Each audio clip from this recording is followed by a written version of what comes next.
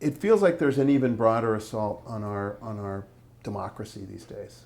We see it continuing to come forward in the news already. Just yesterday, Texas and Tennessee were in the news about new efforts to curb voting rights. The Mueller report really connected, if anything, all the dots on the idea that Russia interfered with our election, interfered with our democracy. If there's one certain fact that came out of the Mueller report, it's that.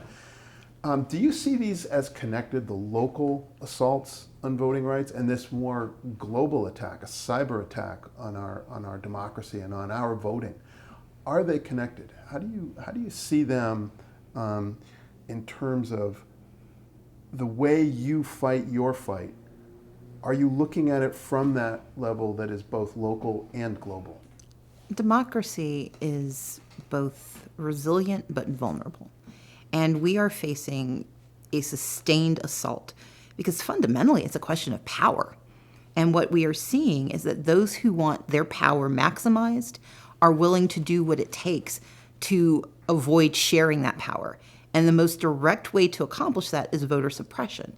But it does reflect an international approach that would say that if we can change who the leadership of this country might be, then we can influence the changes they will make on an international scale. And we've seen that made true. We know that whether a school board member can be elected because you've disenfranchised a certain community can lead to whether or not those children get the resources they need. And in Georgia, the Quitman 10, we had 10 people who tried to get African-American representation on a school board found themselves arrested under the guidance of the Secretary of State, Brian Kemp, found themselves put on trial for more than 2 years. Every single person was acquitted. And yet we destabilized their belief in their democracy, but also the community's belief that if they lifted up their voices, they could be heard.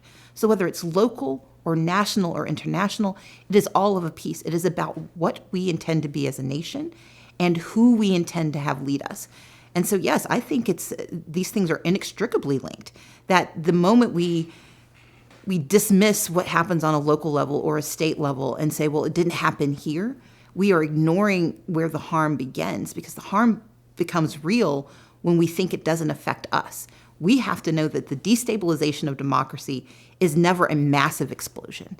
It is small, minor incursions that take on the force and effect of law that eventually lead to the diminution of all of our faiths in who we are and the values that we hold to be true.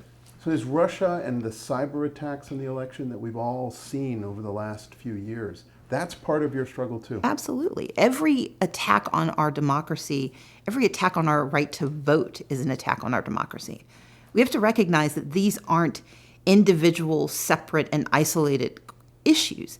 These are, again, all of a piece. There's a reason that the President of the United States, as a candidate, sought out the help of those who sought to destabilize the nation, in part because he wanted to win an election. Why? Because he wanted the power that accrues with the position of being president. That happens on the school board level, it happens at a mayoral level, it happens at the county commission level, it happens at the gubernatorial level, it happens in the Senate. We saw it happen in a congressional race in North Carolina. But these are all linked together by a pursuit of power that says its power can only be real if others are silenced. Not if they don't choose you, but if they are kept out of the conversation. That is the danger of what we're seeing play out on a national, international, and local level.